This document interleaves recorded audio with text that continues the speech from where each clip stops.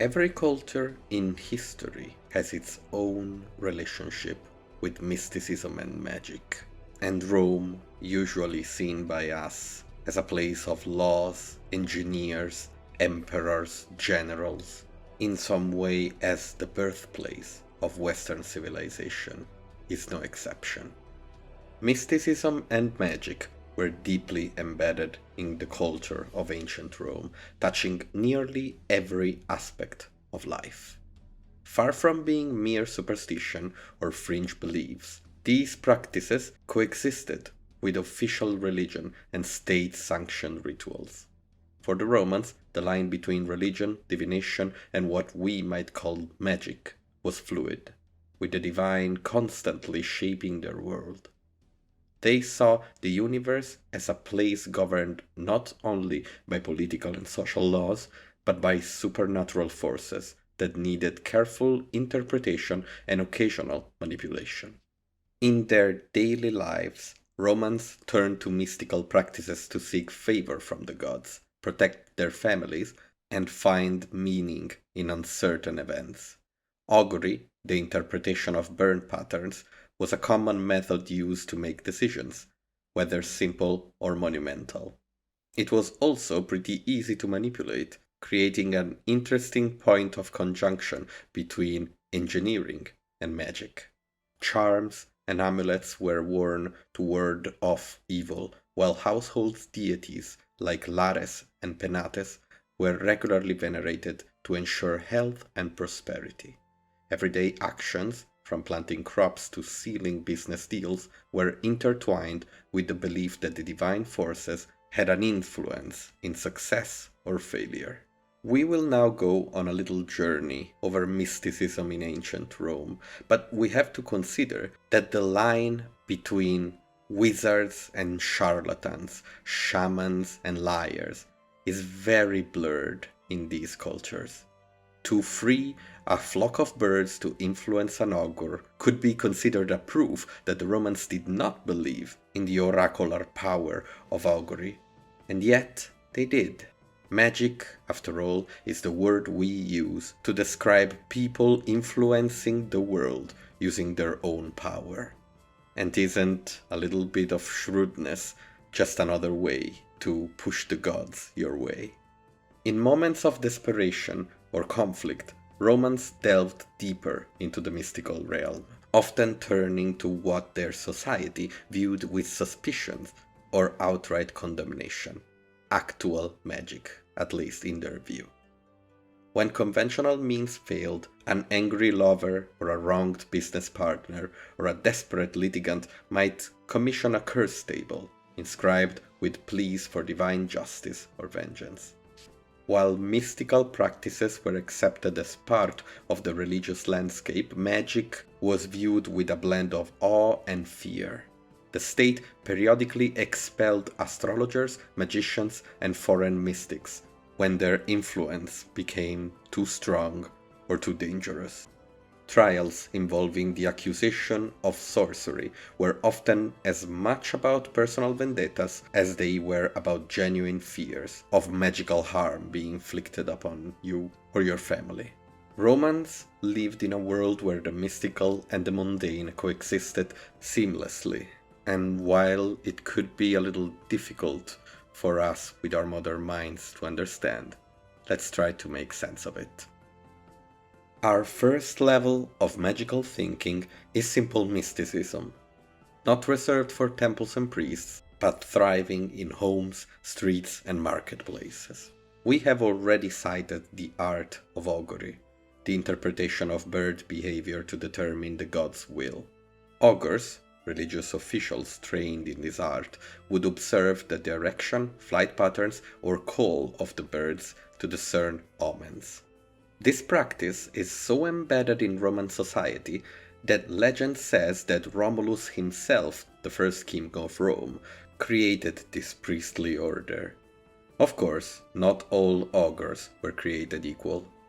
The auguria privata were the lower level of augurs, the ones that would go into a house or to a marketplace and use their art for private citizens.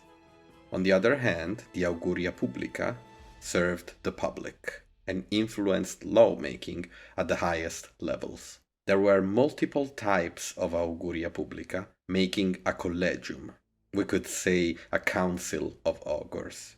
Now, while we have only cited the observation of bird behaviors, there were other kinds of auguria. Augurs could interpret lightning, thunder, the movements of lizards, chickens, and even generalized natural phenomena that could be considered negatives, such as earthquakes. A similar kind of mystical activity was haruspicy, the examination of animal entrails, particularly of the liver. The liver of a sacrificed animal was believed to reflect the cosmic order, with different sections symbolizing distinct divine influences. A well-preserved bronze model of a sheep liver discovered in Piacenza, Italy, serves as evidence of the educational tools used to train haruspices, an ancient Rome version of Hogwarts, if you will. The mystical realm extended into private households through daily veneration of domestic deities. Families worshipped the lares, guardian spirits of the household, and the penates, protectors of the pantry and sustenance. Small household shrines called lararia often featured statues of these deities, and were the site of daily offerings such as incense, wine, or food scraps. These simple but sacred rituals aimed to ensure the family's health, prosperity, and protection. But why only have your protection at home when you can just wear it everywhere? Romans relied heavily on protective charms and amulets to shield themselves from harm. Archaeological discoveries reveal a wide variety of such objects, including engraved gemstones, phallic pendants believed to ward off the evil eye, and inscribed metal plates worn as personal talismans. Some charms contained invocations to the gods or spirits, while others featured symbols thought to repel negative energies. Children were given protective amulets called bulla, worn around the neck to safeguard them from malevolent forces. We can find further proof of the use of charms and spells for mundane concerns in Pliny the Elder, in his Natural History. He describes a range of remedies and charms believed to protect against illness or ensure a successful harvest. He mentions, for instance, the practice of tying specific herbs around one's neck to ward off fever or rubbing wolf fat on one's body to gain courage. Even the layout and construction of Roman homes reflected mystical beliefs. Thresholds were considered sacred spaces, often protected by inscriptions or charms to prevent malevolent spirits from entering. The act of carrying a bride over a threshold, a custom that persists today, likely originated from this belief. We have now talked about what happened in common life, normal life. But how would a Roman citizen use magic and mysticism in extraordinary times, when the need arises? When desperation struck, Romans often turned to more potent and perilous forms of magic, transcending the bounds of socially accepted rituals. Whenever seeking revenge, protection, or divine intervention, these extraordinary uses of magic reveal a society both captivated by and fearful of mystical powers. One of the most striking examples of crisis-driven magic involved the already cited curse tables, or definiciones. These small sheets of lead were inscribed with binding curses, often directed at rivals in legal disputes, business conflicts, or matters of the heart. The text typically invoked underworld deities like Pluto or Hecate, beseeching them to bind the target's speech, health, or luck. Archaeological finds have unearthed hundreds of these tables, frequently deposed in graves, wells, or sanctuaries, places thought to be closer to the underworld, in order to reach the deities that should have been listening. A particularly vivid example was discovered in the sanctuary of Bath in England, dedicated to the goddess Sulis Minerva. On one of these curse tablets, one can read, Docimedes has lost 2 gloves.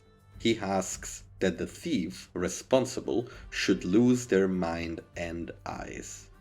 This desire for swift and personal justice demonstrates how everyday grievances could escalate into appeals for divine vengeance.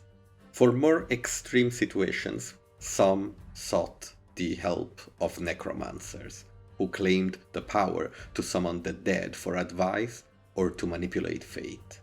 Although direct evidence of necromantic rituals in Rome is scarce, literary sources provide dramatic accounts. In Lucan's Pharsalia, the witch Ericto performs a gruesome ritual to reanimate a corpse and compel it to reveal the outcome of a battle. While Ericto may be a literal creation, her portrayal reflects genuine anxieties surrounding communication with the dead. Of course, where there's a potential for someone to use a curse on you, there must be the potential for defense. Protective spells were another form of extraordinary magic. At the Roman site of Viminacum in modern Serbia, archaeologists uncovered 4th century lead amulets inscribed with magical formulas intended to protect the wearer from harm. These amulets, wrapped around gold or silver foil, carried invocations to both gods and mysterious mystical entities. We now get to the a little unsettling story of love magic, frequently employed, of course, in cases where one's desires are not reflected in reality. Spells designed to compel affection or sexual desires were often bloody and, well, quite graphic in their instructions. Apuleius, in his Metamorphoses, describes a jealous woman commissioning a witch to brew a love potion. Burying an animal heart or crafting questionable wax effigies of the intended targets were also part of the many types of love ritual available to people. Now, creating love potions, burying hearts of animals, it is all very exotic. But there is a darker side to this story. Horatius, in his writings, tells us of an alternative way to create a love filter, one that doesn't have any mercy or contain any love. In this description, a child is taken by the witch. He is buried with his face still out, similar to someone who is trying to re-emerge from water, only into the ground. He is then presented with a number of lavish meals that, of course, he cannot reach. This food is then substituted again and again and again, so it's always fresh and perfect, always out of reach. When the child dies, Horatio continues, his marrow and liver are taken, dried, and used to create the love potion. Now it has to be said that these writings are about witches, meaning it is very possible that these rituals are just some psychological terrorism used to make people fear the unknown, the witch, just like the Inquisition would do in Northern Europe more than a millennia later. In order to find a more vivid description of these activities or of these mystical figures, we can turn to Roman literature. A mixture of author creativity and, of course, just enough actual tradition to convince their own readers that everything they're writing is real. We have already cited Ericto, the gruesome Thessalian necromancer, the witch from Lucan's Pharsalia. With her poisonous herbs, ancient incantations, and the desecration of the corpse of the soldier she reanimates, Ericto underscores fundamental anxieties about seeking forbidden knowledge and the boundaries between life and death. It is also interesting that Thessaly, the Greek region, is well known for sorcery in both Greek and Roman tradition, probably something the Roman took from the Greek, but still there must have been a reason. Not all witches were evil in Roman literature. Pamphile, in Aphelius' Metamorphoses, is a skilled magical practitioner who uses her abilities to control her form, transforming into a bird. She is a neutral character without the usual malevolence attributed to witches by Romans and many others. Pliny the Elder condemned many of these practices in his Natural History, warning against reliance on foreign magicians who exploited people's fear. But despite official disapproval and occasional legal repercussion, the allure of crisis-driven magic persisted. In times of helplessness, when conventional means had failed, Romans clung to the hope that the right spell, curse, or invocation might restore order to their chaotic lives.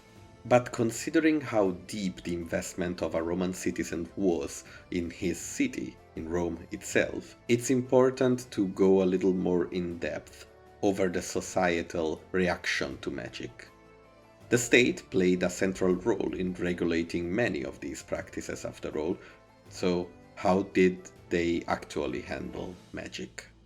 The Roman state tolerance for magic was mainly conditional. As long as mystical practices reinforced state-sponsored religion and social order, they were allowed or even encouraged. However, when magic was perceived as a threat to public stability, it was swiftly punished. One of the earliest recorded crackdowns on magical practices occurred in 33 BC, when Augustus issued edicts expelling astrologers and magicians from Rome. Such expulsions became a recurring theme throughout imperial history, particularly during times of political unrest. The concern was not just about personal harm, but the fear that certain magical practices undermined the authority of the state itself. One's heart should be devoted to Rome, first and foremost. In 52 AD, Emperor Claudius banished the astrologers from the city after rumors circulated that they had foretold his demise. Such a prediction, after all, could have a very real effect on people thinking about deposing an emperor. What if the gods are with us, after all? One of the most famous legal battles around magic was the case against philosopher and author Apuleius of Madauros, who was accused of using magic to seduce a wealthy widow. His defense, known as the Apology, is a fascinating window on the topic of false accusations for vengeance. Apuleius argued that his knowledge of herbs and mystical texts was a philosophical activity rather than magical. He skillfully navigates the fine line between intellectual curiosity and forbidden sorcery. He was ultimately acquitted, proving, once again, that a silver tongue can survive anything in Rome. The world of Rome is a world of order. Even if necromancers, witches, and sorcerers can control some of reality, reality always wins. The gods always control what needs to happen. Philosophy always underlines the Roman way of thinking, and those who try to impose with their magical power their will over Rome are always defeated and always outside of the law.